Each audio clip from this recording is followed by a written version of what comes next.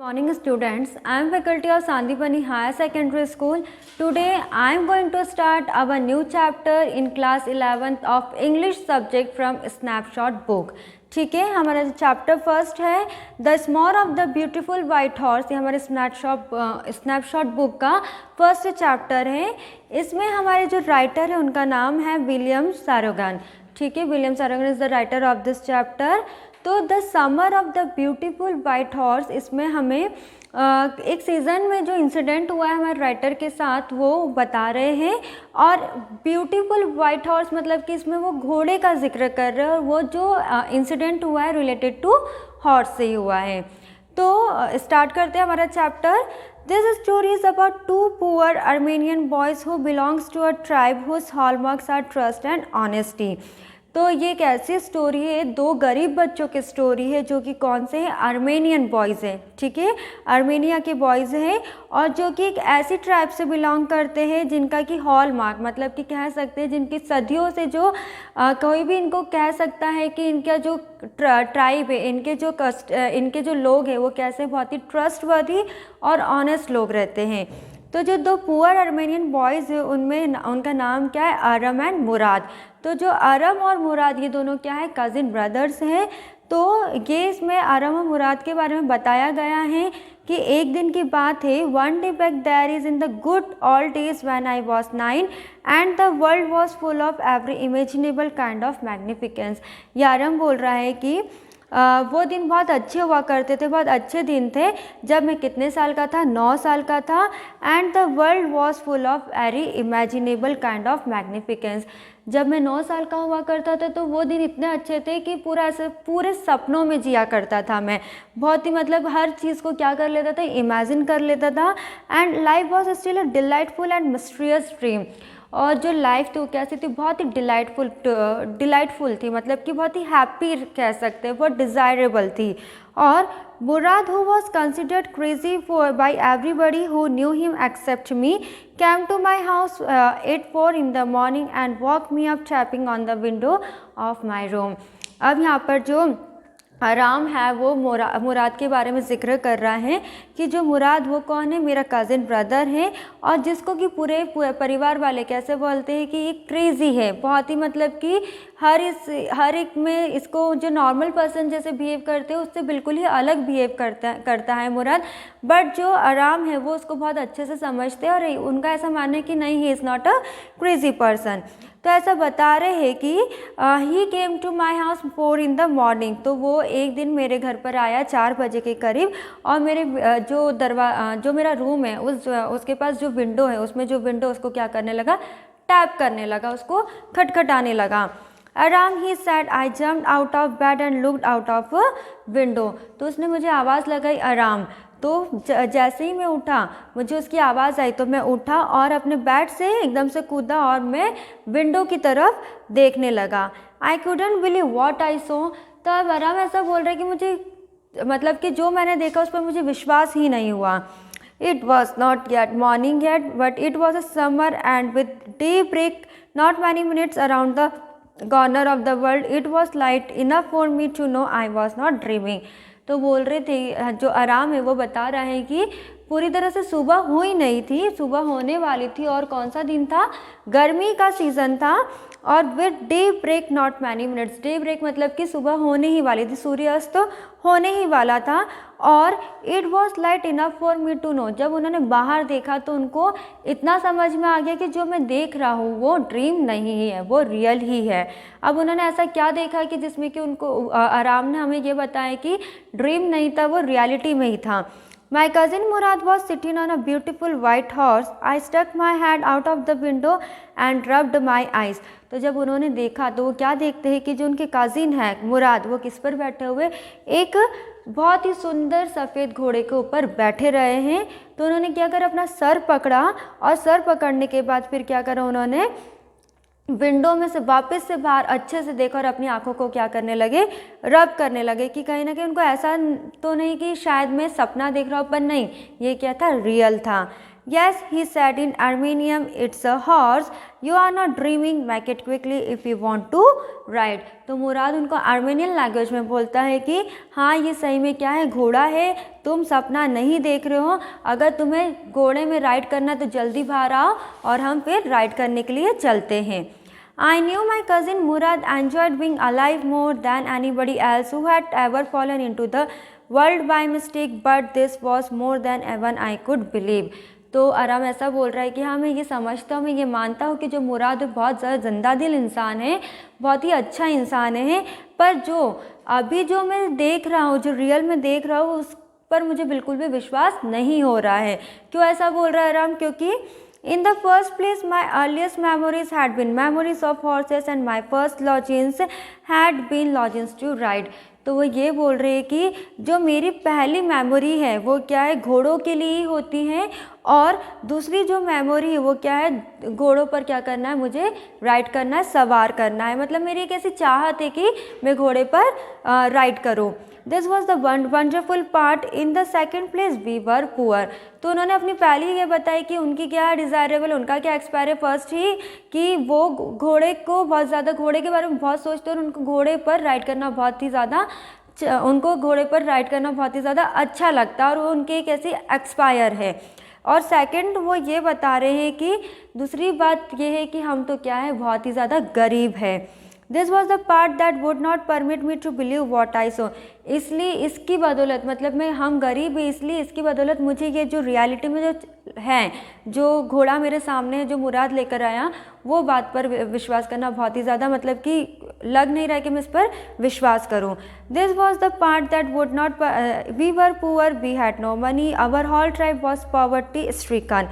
तो बोल रहे कि वैसे ही हम गरीब हैं, हमारे पास पैसे नहीं है, और हमारा पूरी ट्राइब कैसी है, पूरी गरीबों से ही घिरी हुई थी, पॉवर्टी स्ट्रिकन है, थी और है. Every branch of the Garoghlanian family was living in the most amazing and comical poverty in the world. तो ये बता रहे हैं कि जो गारो गैलियन फैमिली है, मतलब जिस ट्राइब से वो बिलोंग करते हैं, वो सदियों से कैसी ही गरीबी ही जीते आ रही है, पर जो गरीबी है वो एक कॉमिकल वे में भी है, बहुत अमेजिंग भी है, फ़नी भी है और बहुत कॉमिक भी है. वो ऐसा क्यों बोल रहा है राम? इसलिए क्योंकि nobody could understand where we ever got money even to keep us with food in our bellies, we not even the old man of the family. क्योंकि आज तक कोई, मतलब जो सदियों से जो गरीबी हमारे ट्राइब में चलती आ रही, जो हमारी फैमिली में चलते आ रही, गारो गैलियन फैमिली में जो चलती आ रही, उसका कोई भी बड़ा बुजुर्ग ये समझा ही नहीं पाया, उसका मतलब ही नहीं बता पाया है कि वो अपने बच्चों को भरपेट खाना कैसे खिला देते हैं. क्योंकि कुछ ना कुछ ऐसे रिसोर्सेज उन लोग को मिल ही जाते हैं कि वो अपने बच्चों के लिए 2 दिन का जो खाना है वो इजीली अवेलेबल करवा देते हैं और भरपेट खाना खिलवा देते हैं. We had been famous for our honesty, most important of all, though we were famous for our honesty. तो वो 2 बार ये लाइन को बताया गया है कि हम भले गरीब है, पर सदियों से जो गरीबी चलते आ रही, मतलब कि जितने भी सालों से चलती आ रही गरीबी, पर उसमें हमारा हम जो सबसे ऊपर है. क्यों ऊपर है? क्योंकि हम ऑनेस्ट बहुत हैं. Then most important of all, though we were famous for our honesty, we had been famous for our honesty for something like 11 centuries, even when we had been the wealthiest family in what we like to think was the world. तो वो ऐसा बता रहे हैं कि हम 11 century, मतलब कि एक कितने, मतलब कि 1100 साल से उनकी यही चलती आ रही है. एक सेंचुरी कितने साल का? 100 ईयर्स का. तो 1100 साल से उनकी जो सेंचुरी गरीबी से ही सदियों से वो चलती आ रही है, पर इतना होने के बावजूद भी वो कैसे हैं? ऑनेस्ट ही हैं. And we had been the wealthiest family in what we like to think was the world. हम लोग ने सिर्फ दुनिया में ऐसा सुना ही है कि जो गारो गैलियन फैमिली है वो कभी बहुत अमीर हुआ करती थी, सिर्फ ऐसा सुना है, पर जो रियलिटी में देखा है तो कैसी गरीब ही है. We were proud first honestness and after that we believed in right and wrong. तो उनकी जो ट्राइब है, उनकी जो कम्युनिटी, उनके बारे में बता रहे हैं कि सबसे पहले तो हम इसलिए प्राउड करते क्योंकि हम कैसे हैं. We were proud first honestness and after that we believed in the right and wrong. हम प्राउड इसलिए करते हैं क्योंकि हम कैसे ऑनेस्ट हैं, फिर इसलिए सेकंड वो बता रहे हैं कि ऑनेस्ट के बाद हम ये परखते हैं कि इंसान गलत है या फिर सही है। इस बेसिस पे वो अपनी गारोगेलियन फैमिली को बता रहे हैं। None of us would take advantage of anybody in the world let alone still.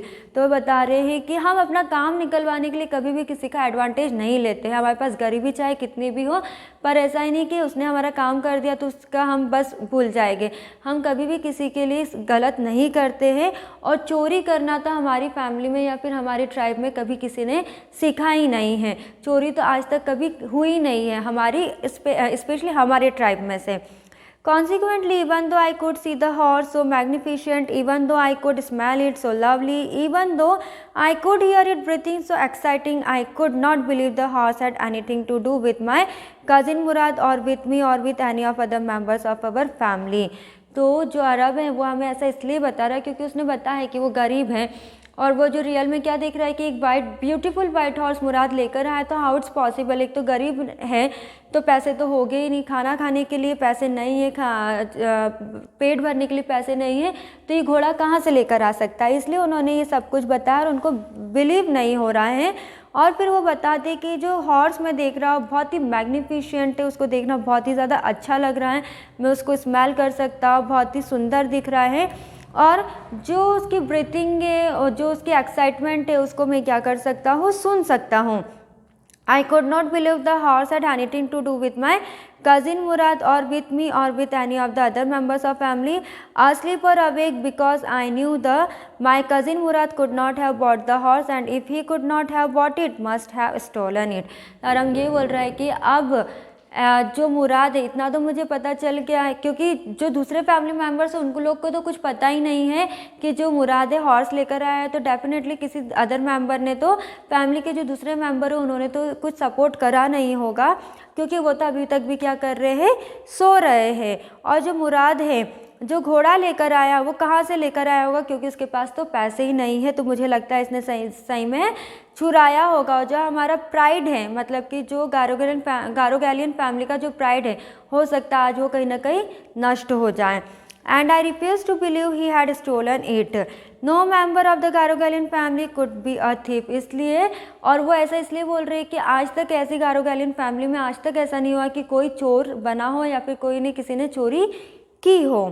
I started first at my cousin and then at the horse. There was a pious stillness and humor in each of them. तब वो अरम ये बोल रहा है कि मैं थोड़ी देर तक कि मेरा जो कज़िन है उसको घूरने लगा, उसके बाद मैं हॉर्स को घूरने लगा। फिर जब there was a pious stillness and humour in each of them, मतलब कि पायस स्टिलनेस मतलब कि बहुत ही प्योर एक सीक्रेट सा जो अपीयरेंस रहता है वो देखने को मिल रहा था। और ह्यूमरस मतलब कि एक फनी वे में कह सकते हैं कि जो ये पायस स्टिलनेस और जो ह्यूमर ये दोनों कैसे अपोजिट है। तो जिसकी वजह से मैं कहीं ना कहीं कैसा था, खुश भी था और कहीं ना कहीं मुझे डर भी लग रहा था।